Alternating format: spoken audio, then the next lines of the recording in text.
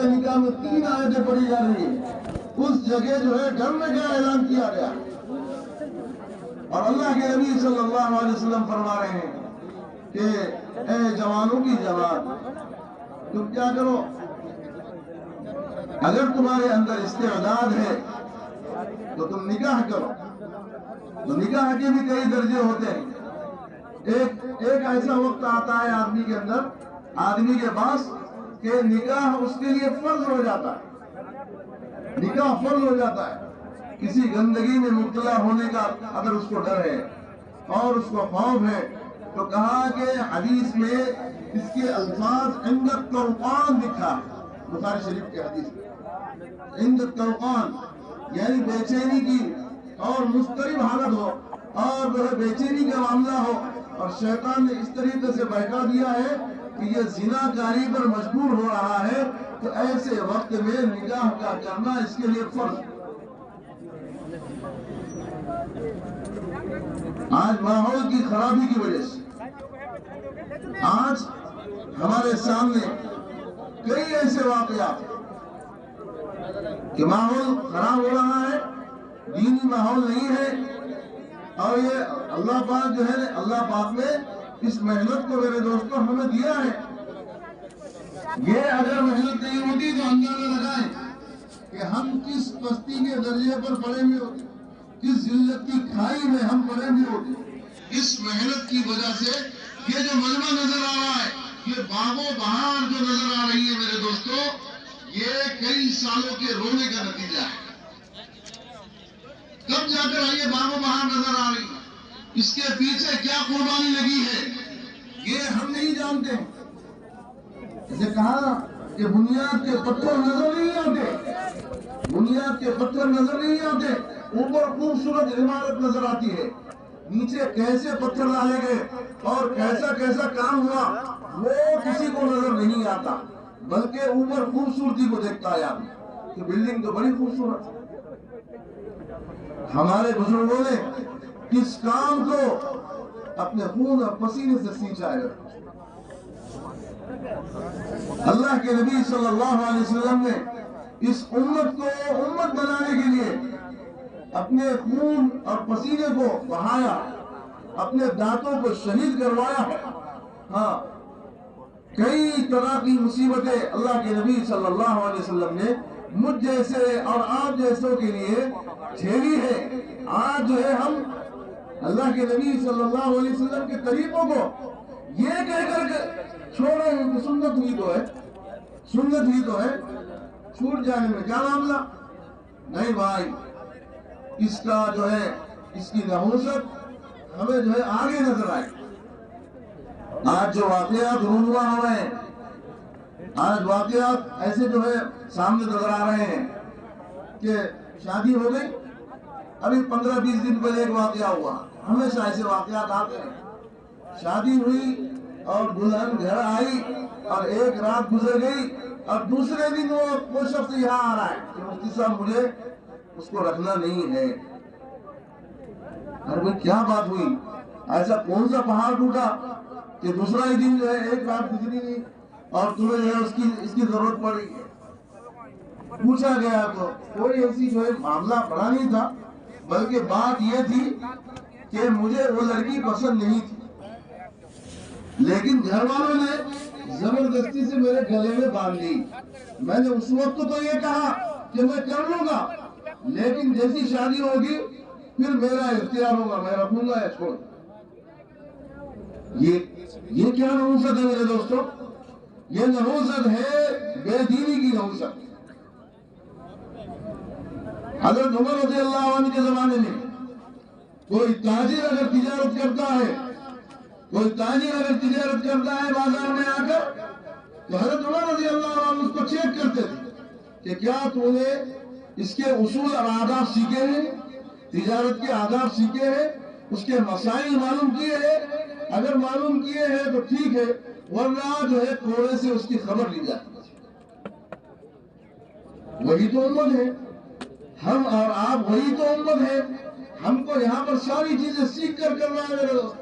دنیا کے بارے میں تو ہم بہت ہوشیار ہو گئے، دنیا کے بارے میں موبائل میں ہر جو ہے ایپ لیا جا رہا ہے، ساری معلومات کی جا رہی ہے، بزنس کو بڑھاوا کیسے دیا جائے، میری جو ہے مال میں کیسے ترقی ہو، میری پراپرٹی میں ترقی کیسی ہو، میرا ایک پلاٹ کا دو پلاٹ کیسے ہو، ایک ایکڑ کی 2 ایکڑ کیسی ہو جائے، ایک بلڈنگ کی 2 بلڈنگیں کیسی ہو جائے، یہ ساری کی ساری چیزیں سیکھی جا رہی ہے میرے دوستو۔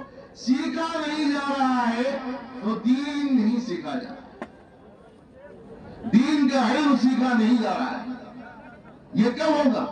یہ علماء کی صحبت سے ہوگا، علماء سے تعلق سے ہوگا۔ میرے دوستو، اگر علماء ہمارے درمیان نہیں رہیں گے تو مسئلے مسائل کہاں سے معلوم کریں گے؟ بنی اسرائیل میں سب سے پہلی گراوٹ یہی آئی کہ انہوں نے علماء کی ناقدری کی، اللہ نے عذاب میں گرفتار کر دیا۔ آج ہم اپنے آپ کو موبائل کا محتاج نہ بنائیں۔ موبائل میں تو کوئی کیسے بھی مسائل بیان کرنے والا ہے، کس فرقے کا ہے، کیا ہے، اس کی ذہنیت کیا ہے، اس اعتبار سے وہ اپنی بات کہے گا۔ اسی لیے ہمارے جو ہے اکرام مسلم میں علماء اکرام کی قدر کے اندر یہ بات ہے کہ اپنے معتبر علماء سے، اپنے مسلک کے معتبر علماء سے کیا پوچھے بھائی؟ اپنے زندگی کے جو ہے زندگی گزارنے کے دن پوچھے، تو وہ تو نہیں پوچھا جا رہا ہے، بہت کم۔ اور جس میں اپنا فائدہ ہوتا ہے وہ چیز پوچھی جاتی ہے، اور جہاں نقصان نظر آتا ہے اس کو دبایا جاتا ہے۔ تو بنی اسرائیل میں بھی یہ بیماری پیدا ہوئی تھی کہ وہ اپنے نفع کی چیز تو تورات میں پڑھتے تھے، جہاں نقصان کی چیز آتی تھی اس پر انگلی رکھ دیتے تھے اور آگے بڑھتے تھے۔ یہ تو ہمارا بھی حال ہو گیا آج سے۔ ہم کاروبار کر رہے ہیں، ہم کسی کے ساتھ میں جو ہے پارٹنرشپ کر رہے ہیں تو اس کے فضائل، اس کے مسائل ہم جو ہے سامنے نہیں رکھ رہے، بلکہ جو ہے دنیا کا جو فائدہ ہو رہا ہے، 2% کا فائدہ ہو رہا ہے، تو اس میں آدمی اچھل کود کر بڑھ رہا ہے۔ فرمایا کہ ایک حرام کا لقمہ اگر پیٹ میں جا رہا ہے تو اس کی نحوست یہ ہے کہ 40 دن کی مقبول عبادت ہماری قبول نہیں ہوئی۔ آج باطل نے میرے دوستو ہمیں جو ہے حرام کمائیوں پر، حرام کھانے پر بالکل جو ہے آمادہ کیا ہے، مجبور کیا۔ اب یہ ساری چیزوں سے بچنے کا معاملہ صرف یہ ہے کہ علماء اکرام سے ہمارا تعلق۔ تو میرے دوستو یہ شادی بھی بہت بڑا مسئلہ ہے۔ اللہ پاک نے کلام پاک میں فرمایا خلق من الماء بشرا فجعله نسبا وصهرا، کہ اللہ پاک نے یہ فرمایا پہلے کہ ہم نے انسان کو ایک حقیر پانی سے پیدا کیا ہے۔ یہ تو ہو گیا، حقیر پانی سے پیدائش ہو گئی، لیکن اس کے بعد اس کے جو ہے 2 خاندان بنائے، 2 خاندانی رشتہ داری اس کے ساتھ میں جوڑی۔ نسب کہتے ہیں ددیالی رشتہ داری کو، ننیالی رشتہ داری کو، اور شہر کہتے ہیں سسرالی رشتہ داری، سسرالی رشتہ داری۔ اس نے کلام پاک میں اس کی فضیلت کو بیان فرمایا کہ کلام پاک میں فرمایا کہ انسان کو ہم نے حقیر نطفے سے پیدا کیا، لیکن اس کے بعد میں اس کے ساتھ جو نسبتیں جوڑی ہے، اس کے ساتھ میں یہ نسبت جوڑی ہے کہ نسبی رشتہ ہے اور ایک شہری رشتہ ہے، یعنی سسرالی رشتہ ہے اس کا۔ تو یہ تو اور اللہ پاک نے اس نکاح کے ذریعے سے لِتَسْكُنُوا مِنْ أَهْلِهِ، یہ نکاح کے ذریعے سے سکون پائے گا، گھر میں جاتے ہی سکون پائے گا۔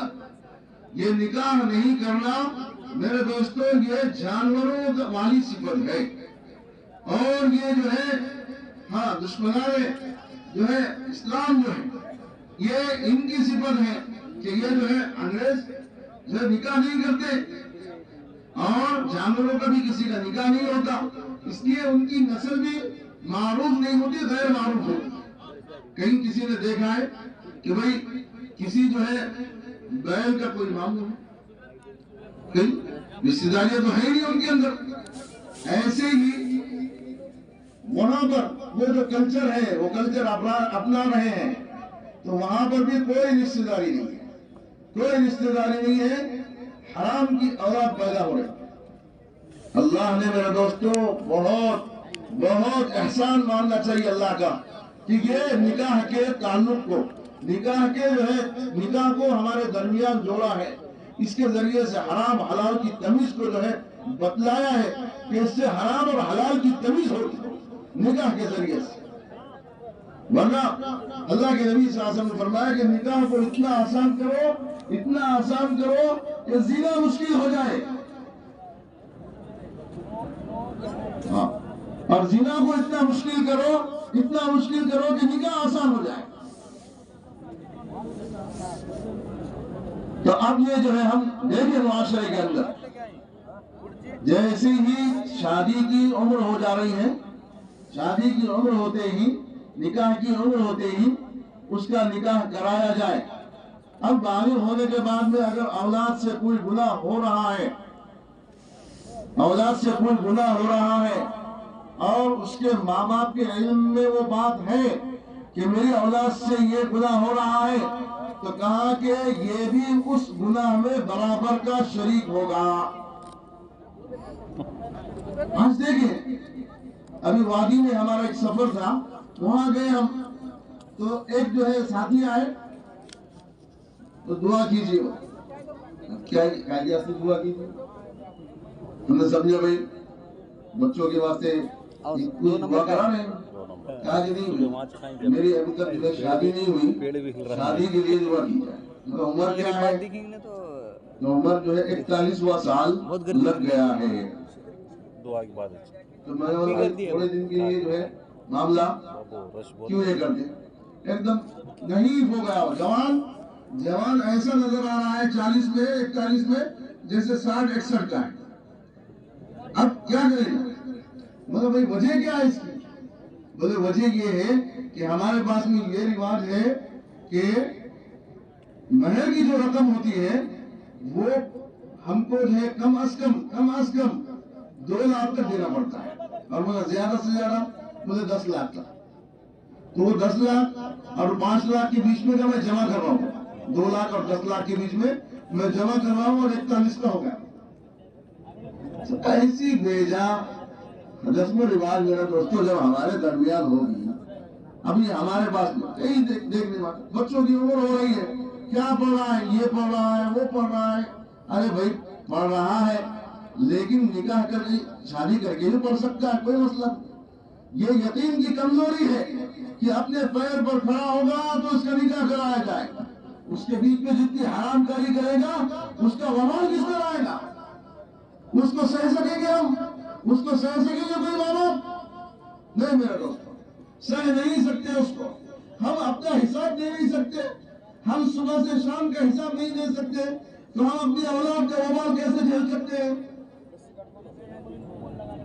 اس لیے اس بات پر غور کیجیے.